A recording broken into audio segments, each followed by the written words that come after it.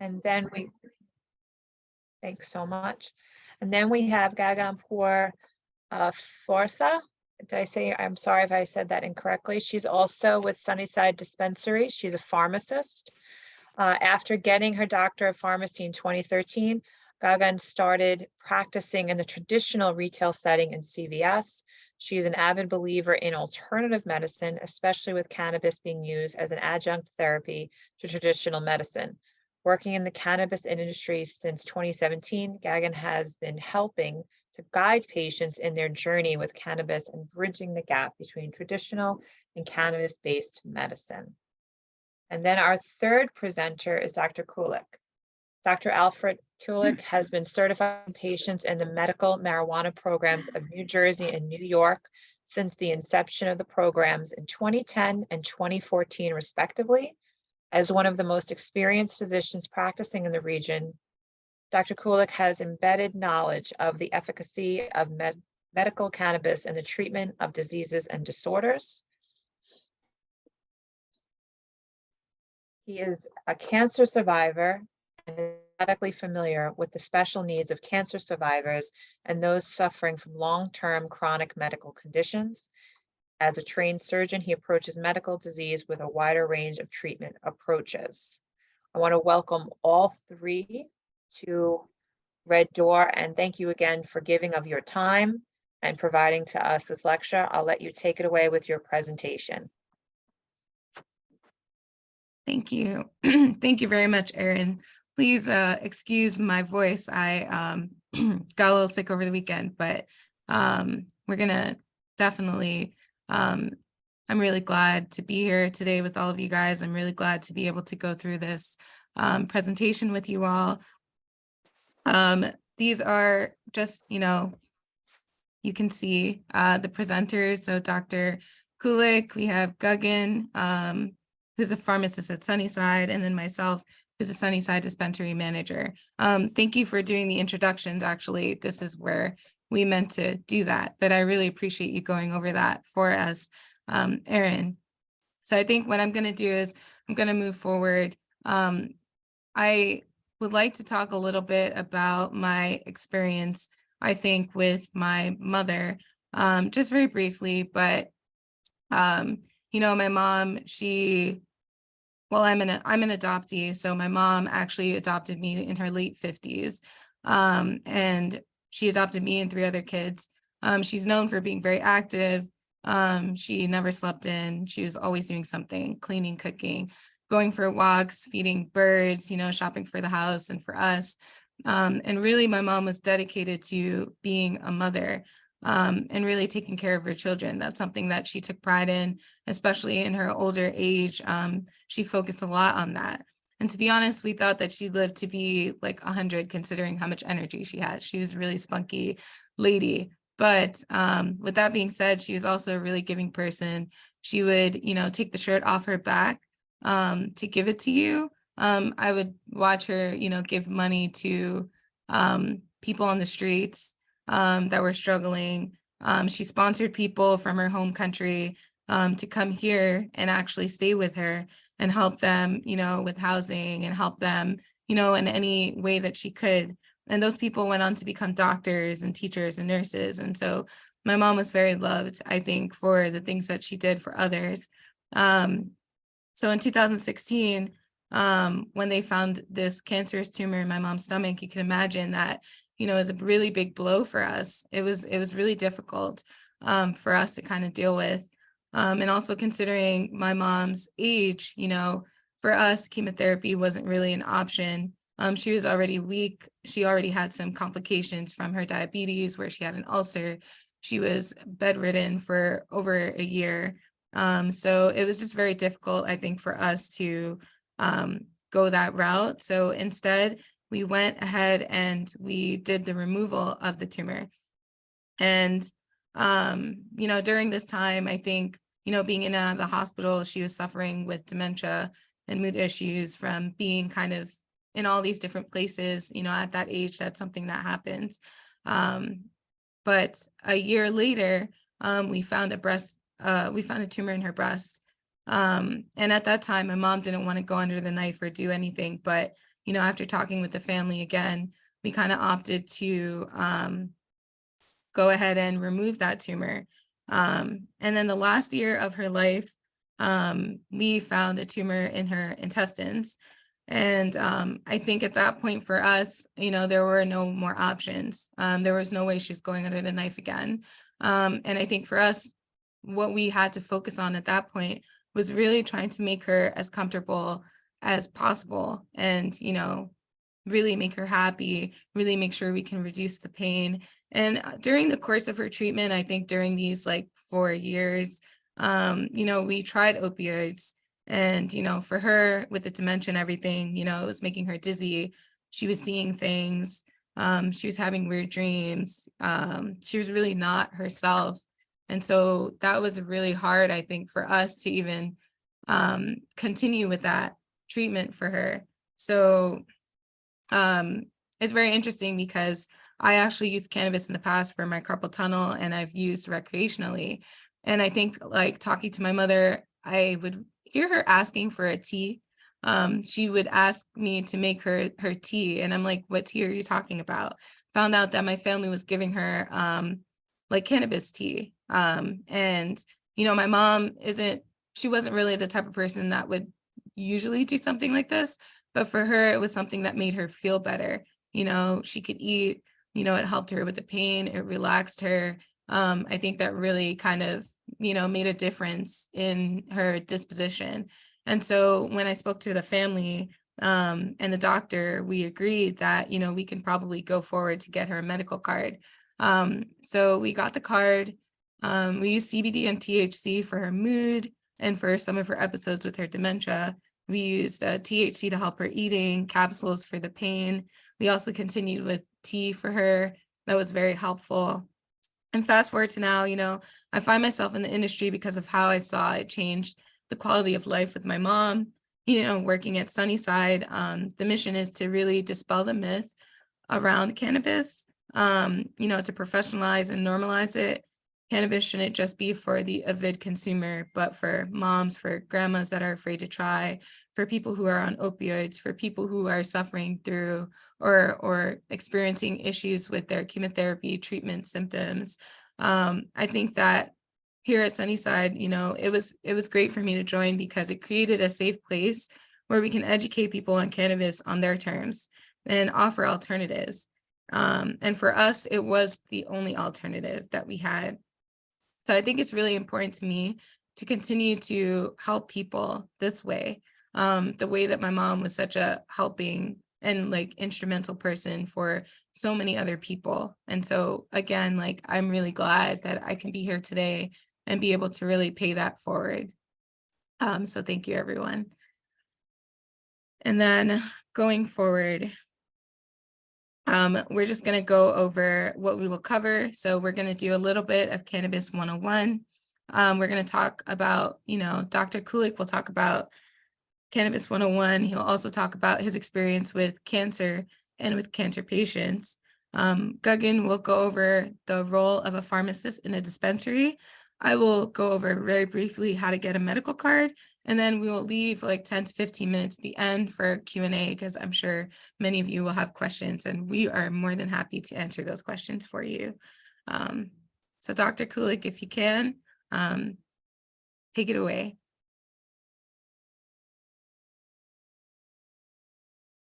Let me see if I can.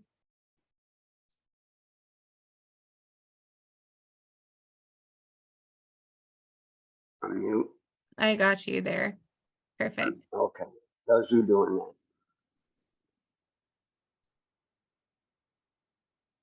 So you can. Oh, you can hear me now?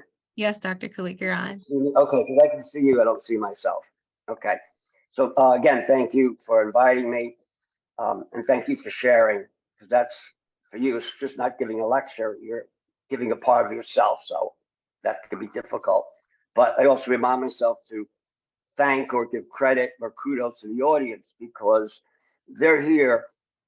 They're the ones going through an incredible ordeal. Yet they're the ones that have to be proactive and participate and get involved with their own care.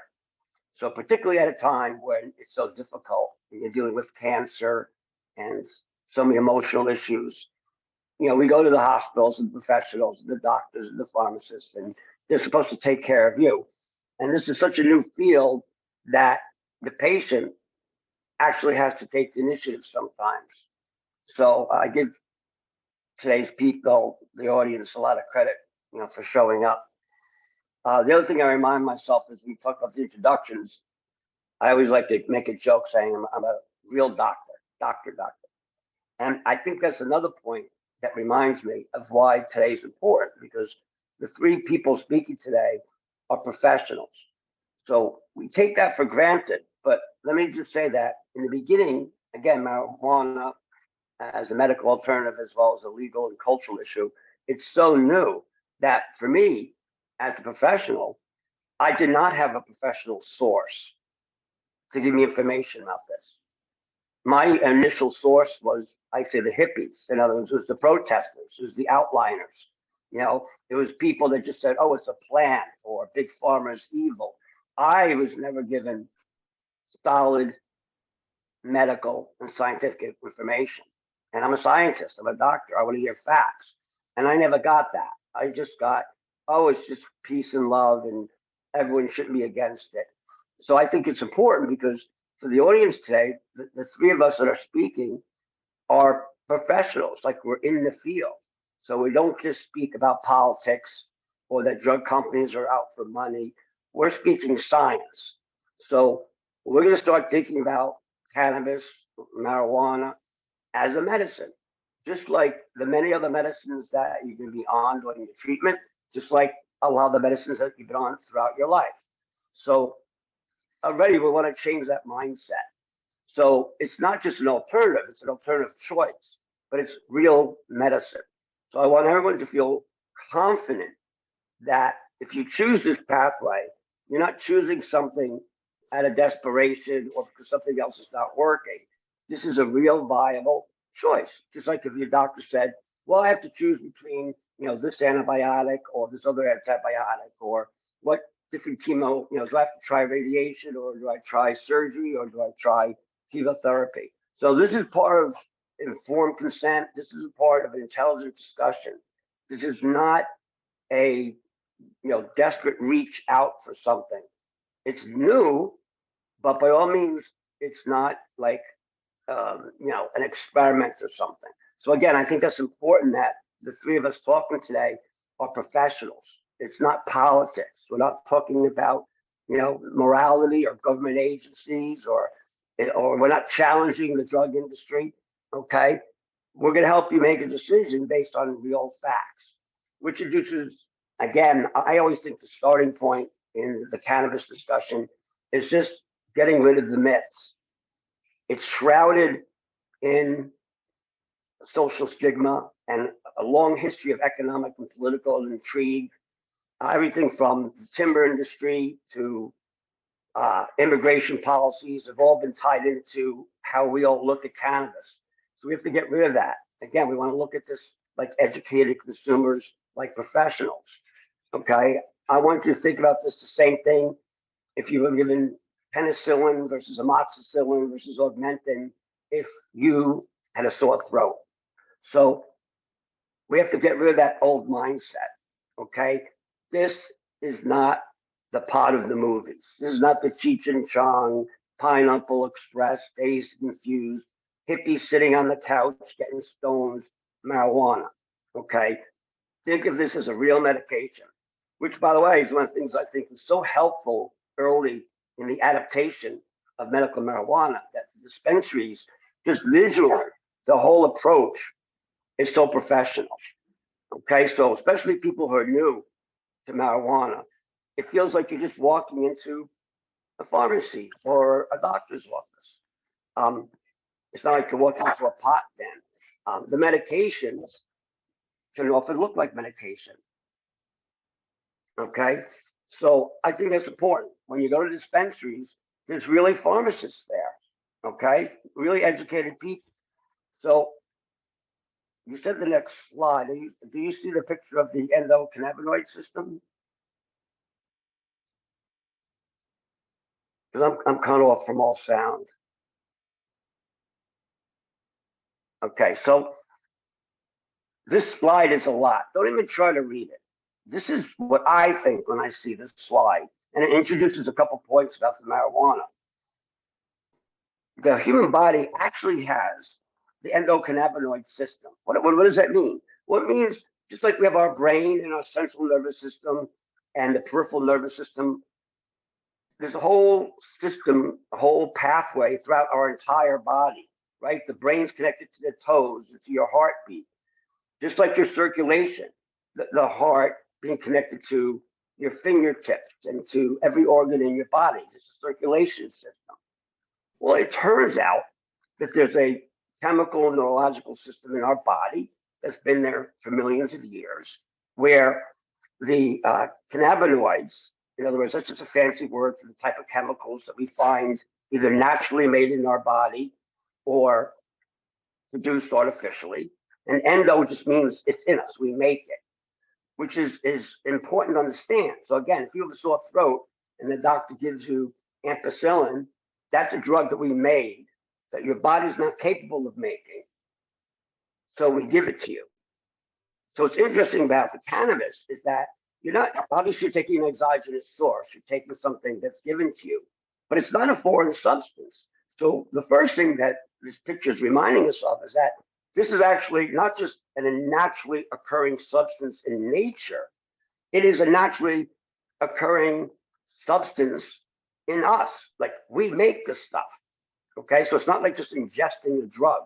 Our body produces this drug or chemical, the cannabinoids, okay? And not only that, it goes throughout the whole body. So the second message here is that unlike, again, certain medicines that target one part of the body, so let's say pain medicine, you're in pain, you take a Percocet, you take a Vicodin, it helps your pain.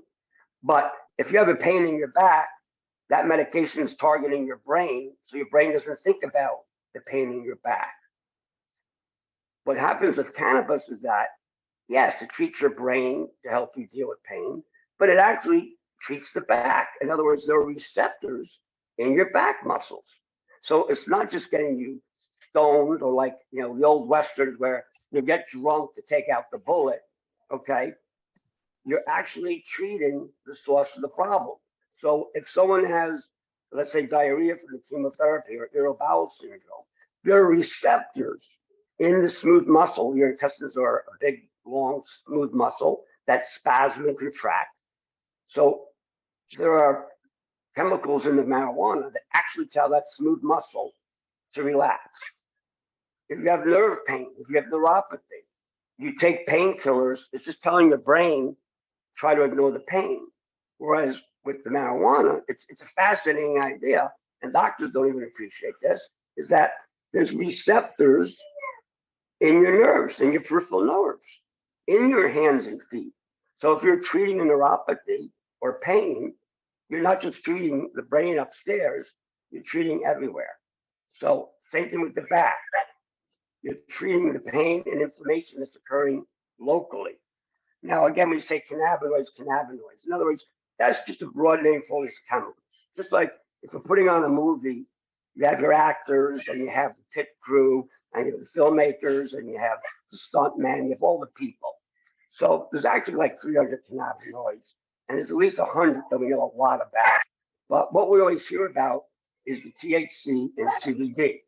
THC we hear about because it's notorious, because that's what gets people high. Well, it turns out that THC does more than just get people high. THC is a major player when it comes to not only treating the brain, but the stomach cramps, the muscles, the muscle cramps, actually can treat fatigue, so many other things. CBD gets a lot of attention because CBD,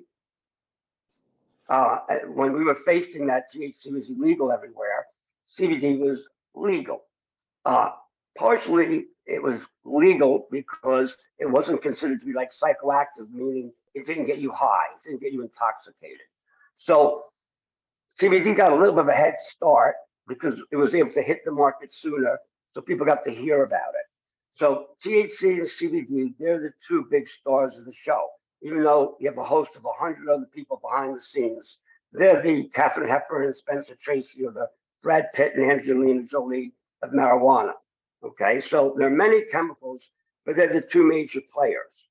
Now, again, following that same analogy, the terpenes, no need to get scientific, but the way you can understand the terpenes is that, yes, we see the stars of the show on the TV or the movies, but we don't appreciate there's 100 other people holding up the cameras and installing equipment and doing the lighting and working together.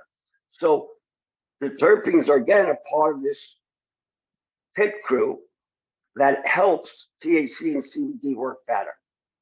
Also helps modulate those effects. Because yes, THC is what gets you high, but with CBD and the terpenes, you can get the medical benefit. In other words, treat your pain, treat your nausea, treat the fatigue, but block the getting stoned part. So that's enormously important because that's part of what's going to allow us to move from not only the image of marijuana as a party drug, but just practically speaking, taking it from something that's recreational and bringing it into something that's medical. So we're talking about now medicine. We literally can do to children. You know, I have patients that are 2 years old. I have patients that are 97 years old. So that's a huge leap that we're able to do, which is another why I'm very, pleased or supportive of the idea that we started with medical marijuana through a dispensary system with pharmacists and trained professionals. Because again, we're treating it like a very serious medicine. So when you hear words like the terpenes and CBD and THC, what's the difference? It's that entourage effect. You know, nowadays when they do the credits at the end of the movie, the credits are longer than the movie. You see how many people are involved with the creation of this movie, even though you might only see the major movie stars. But again, that's so important because it's showing why we get such huge variety, which also introduces the idea what's marijuana good for. Well, it first got a foothold with treating the nausea of the chemotherapy with cancer. So that was the beginning of trying to get us accepted as a true medicine. And indeed, it's so wonderful for nausea that we can almost end the lecture right there and just say it works great for nausea. So just like doctors, when I had cancer, they had nothing. They just basically say, go home and vomit. And then we came up with Zofran, and we have Compazine and Ativan. And again, all these drugs are working on the brain, where the THC and marijuana can help with the nausea. It's fabulous. But so 2 points about that. Again, it starts and got acceptance to the nausea. But when you think about all the symptoms that patients have, and by the way, the doctors ignore those symptoms. They're focused on what the book says to give you, what chemicals to give you. They're not worried that you get muscle aches and joint aches or fatigue or you have memory issues. The cannabis can help with so many other the symptoms that you have. The sleep symptoms, that muscle ache. I tell people it's like being, because I did a year of chemotherapy. I tell people it's like being hungover every day without the fun of going to the party. So it's a good reminder that all these different players are involved, and that's what gives us that modulation that we can use it for so many different things. I forgot what else I was going to say about that.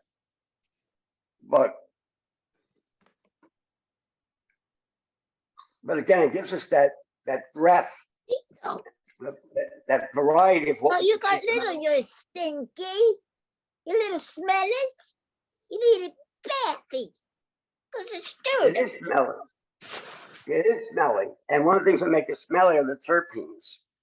And that's important because each one of those smells are actually associated with a different function. So THC with one type of terpene might get you high. THC with another type of terpene might help you sleep. THC with another type of terpene combination might help with your muscle pain and back pain. So these terpenes are like modulators. As I like to explain, vitamin C, we all know what vitamin C is, right? Very important vitamin, and ascorbic acid. and you can take a vitamin C pill. And there you go, you got your vitamin C. But if you eat the whole fruit, if you eat the whole orange, you get all these cofactors and enzymes and pigments and antioxidants. So there's something more about getting the entire plant, or as they say, the entourage effect.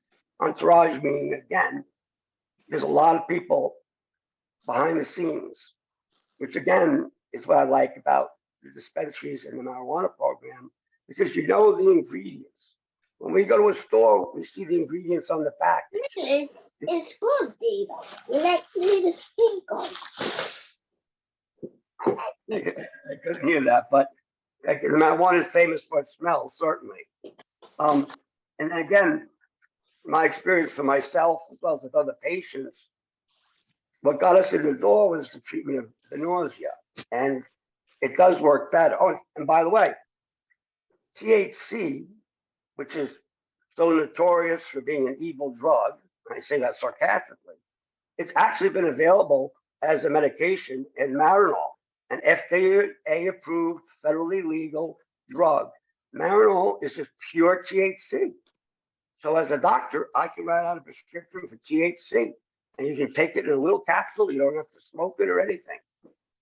But I don't prescribe it because, again, appreciating the entourage effect that all these chemicals work together. THC is by itself. So it's asking, have the one actor do the entire movie by itself. So I rarely prescribe it by itself. And I think the doctors don't appreciate that because, no, I can't actually see the chat box. I don't see anything. But I think that's also important too, because you, as the audience and as patients, as consumers, you're actually way ahead of a lot of the doctors. I have to humbly admit that you're ahead of a lot of people because everything I'm talking about is not taught in med school. I was not taught it in med school, and it's not even being taught right now. So that's how new this is. And also, embarrassingly, that's how much the medical community is not embracing these new ideas and facts. So it's not just a rebellious type of thing. The doctors themselves are probably more resistant to this alternative. The public is starting to learn. In New Jersey, where they passed the referendum for marijuana, it got 60% acceptance. It also means that 40% was still against it. The government doesn't really care about your health, but they knew there was tax dollars. Okay, hey, whatever gets it started, you know? But the doctors themselves, embarrassingly so, are very resistant. The police, by the way, and the law enforcement is actually very much supportive of this as well. So, you know, in kind of like in summary, is that the medical cannabis for everyone here, not only is it an alternative, it's an intelligent option backed by science and facts. There's a reason why it works. And what I really like about it as a doctor and the medical programs, being with the dispensaries and having pharmacists there, it's not just like, oh, eat this wild herb and let's see what happens. The New York program is very, very sophisticated in its approach. So you literally, when you pick up a product, and when I say product, I mean it could be, and you're going to hear about this in a moment, the different ways you can consume marijuana. It's not just like, here, smoke a joint. You can see that there's so many options to this. And we're going to treat this now, from now on, like a medication, just like anything else. So I'll just, close by saying, I believe that this is not just an option, that is so important for your treatment, that I think when a person gets diagnosed with cancer, they should be assigned a nutritionist, a dietitian, and a hairdresser, and a beauty parlor expert, and given their medical marijuana card. I think this is an important part of your overall treatment. And I think you can hear more about the options from, like I said, a real professional, the pharmacist, which I think, again, is very important. It's not like you'll be passing around a joint. There's a lot of options that you're about to hear about. So I'm glad to share my story anytime. And again, kudos to all of you for participating in your own healthcare. Thank you, Dr. Kulik. As Desiree and Aaron mentioned before, my name's Gagan. I'm one of the pharmacists that work at Sunnyside. I've, as mentioned, been in this industry for quite a few years now, and I've had the opportunity to work with quite a few people. I just want to talk very briefly today about the significance of a pharmacist, share a little bit more insight in the role that I play in helping to optimize a patient's care when cannabis is involved. Typically, my day-to-day can range from providing education on products, the effects of cannabis on a cellular level, as Dr. Kulik was mentioning, and also screening for potential drug interactions and also contraindications. So a majority of those conversations will revolve around dosing and methods of consumption. Since the beginning of the program, we have opened up a lot more possibilities of usage, whether it be topical flower, which is one of the newer things, chews and other intermediary products between using a solution and a capsule. With all of those products, though, each product kind of comes with its own guidelines and recommendations due to dosing administration and also how it works in the body, absorption, time frame of how long it works. So that's where I kind of come in and kind of build a therapy based off of whether, based on your symptoms, your diagnoses, and your wants, what would be ideal. So I also go more into detail in picking why a particular product would be better than another. So what I like to do is I like to gather information based on a patient's diagnoses, symptoms that they're experiencing, and also their expectations when building a therapy. And I can't stress enough how important vocalizing your expectations are to a healthcare professional. One of the examples that I like to use that kind of illustrates how a diagnosis doesn't give us enough information is my arthritis patient. So I have two arthritis patients that come in and say, I'm suffering from pain and I need some help with cannabis. Great. What are you looking for? Tell me a little bit about your day-to-day. Why are you turning to cannabis in helping to alleviate pain? And where are you looking for it to alleviate pain? So the first patient comes in and says, you know, my day-to-day is just getting very difficult. Getting out of bed, moving around, hanging out, doing my errands, living my life is just becoming more and more difficult. And I'm getting upset that I can't do the things that I used to be able to do. That's great. Let's try and work on helping facilitate a product or a therapy that can help you move from day to day and also be mindful of not having it hinder your day-to-day activities. So some of the things to consider when you are picking therapies are proportions or ratios of THC to CBD, and also frequency and duration. So a capsule would be great for a patient that wants to take a pill, let's say first thing in the morning, have their cannabis medicine, and then move on through the day and be able to go home and relax after facilitating a great day. Now, the other perspective is almost the polar opposite. My second patient says, you know, when I'm moving, I don't really think about my arthritis much. It doesn't bother me. It's kind of a thought back in my mind. But once I stop moving, I get into bed or I try to relax or I try to go to sleep, my entire body feels like it's falling apart. I just can't push it to the back of my mind anymore. What can I use to help me in that capacity? And so that's something that I would, again, cater to a different ratio, a different dosage, because if there are side effects of the THC, such as drowsiness or a little bit more lethargicness, that's welcomed because then the patient can relax and can actually get a good night's sleep. We're not worried about, would you be able to function on a day-to-day basis because you're sleeping anyway. So that's one of the biggest reasons why having a conversation with your pharmacist, with your doctor, with anyone really that's trying to help facilitate cannabis therapy in building a therapy that's most helpful for you. So aside from the ratios of THC to CBD, that really just determines the proportion of one versus another. But it doesn't specify how much or the specific dosage of each particular component. So that's where, again, it's like that second layer of now we've kind of decided what the proportion will be. Let's work a little bit more on what dosage should be specific towards the morning, the afternoon, the day, or even more specific times, depending on what product you use. So the products that we have available, as I mentioned, have opened up greatly. On the screen, you'll see a solution, a vape, a capsule. I also have chews, I have lozenges, I have tablets that disintegrate in water, so they become a little bit more palatable. I have this product called a squeeze. It looks literally like a little electrolyte tube that you just pour into any liquid and it disperses and you take a sip of it. You can put it in your water bottle or any juice or tea that you like. I also have now flour that can be used in different ways as well. So the possibilities are almost endless now to be able to build a therapy that works between dosage and also ratio and also once.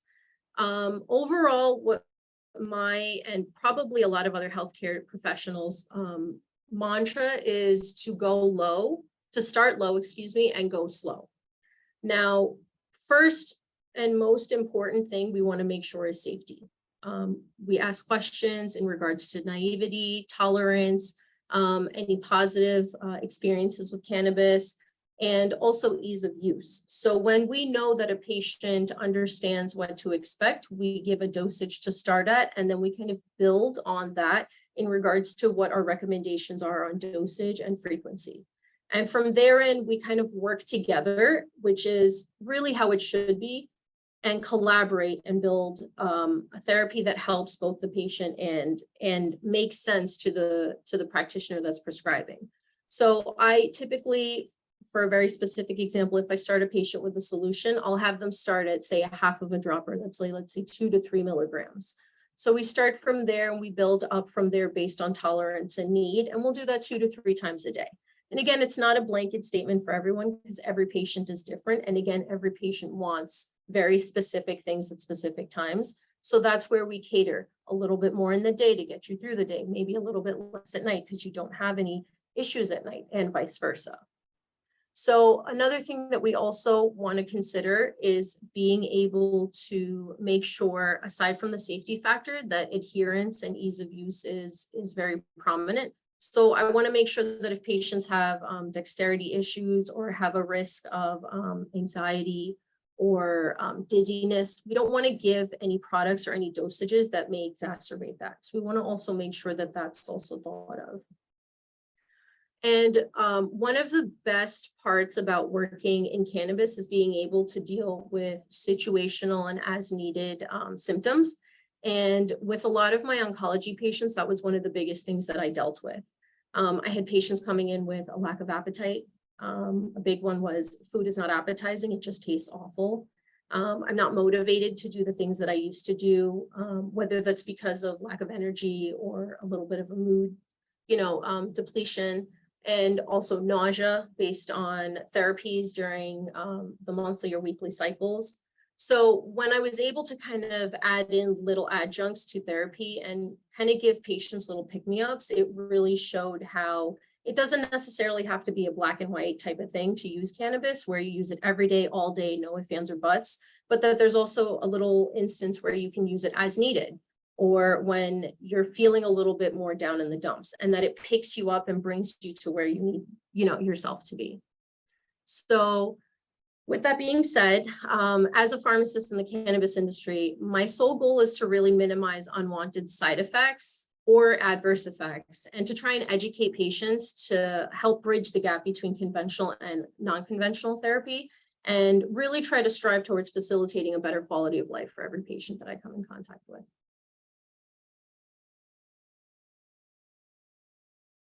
Thank you so much, Gagan. That was amazing. We appreciate you. All right, so just very quickly, I'm going to go over the steps to getting a medical card. Now, one thing I will say is that the New York program is constantly evolving and changing. And one thing that we'll see is that in the future, this process should be much easier. It's something that the Office of Cannabis Management is working on at the moment. But currently, these are the steps that you would need to get a medical card. So your first step would be to make an appointment with a licensed practitioner. A lot of doctors actually, doctors have to take a 4-hour course. Sorry, my video's off. But doctors have to take a 4-hour course in order to prescribe medical cannabis. So you're going to have to look for a particular doctor that does that. Now, your own doctor might not, or might not have taken that course. So there are definitely many ways that you can go about this. I know Dr. Kulik is a doctor, but you can also check online, look into telemedicine and stuff like that.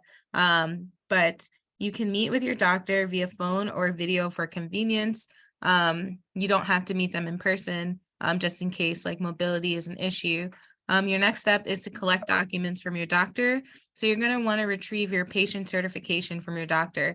It's basically almost like a prescription. It has your name, your doctor's name, and DA number, all that information from your doctor, and the certification number.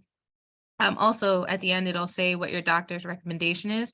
Most of the time, doctors put per pharmacist consultation. So when you get that document from your doctor, you're going to register with the state system. So you'd go onto my.ny.gov, that website, and you would put in your certification number and just kind of register that with the state. Once you do that with the state, as long as you have a New York State ID, you will immediately be provided a temporary card. If you don't have a New York State ID, it'll take 2 to 3 days because they'll have to verify some information. But usually it's like it's almost like a immediate process. It's very quick. And then you're going to take your temporary card that you got and the patient certification or the prescription with you to the dispensary. Usually, like for instance, if you go to our if you were to come to our dispensary, we would need to make a copy of that prescription and then also a copy of your temporary card and have that on file, so that going forward, you would just need your temporary card or your physical card when you get it to shop. And so those are really the steps here. Again, as I said, hopefully with the new information that is coming out as the Office of Cannabis Management works to expand the medical program, they will make this easier for patients. And that's something that we're really hoping for. And at the end, and at the same time as well, I think most dispensary staff is very willing and able to help patients. Usually, sometimes we'll have patients come in that, didn't know that they had to register or, weren't sure what the steps were. Like, we'll be able to work through that with you and definitely make it much easier. So, wherever you choose to go, from what I can see, it seems like dispensary staff is very willing and able to help as well. So with that being said, here we are. We're at Q&A right now. So I'm going to give it a moment. If you like, you can write your questions in the chat, or I guess you can say them out loud. And, if you want to direct it towards any of the speakers, that's cool too. Just let us know. So I'm going to mute for a second.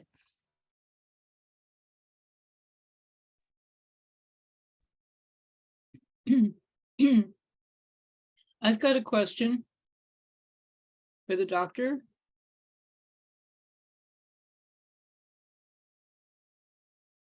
All right, give me 1 second. Let me make sure that he is unmuted. Let's see, doctor.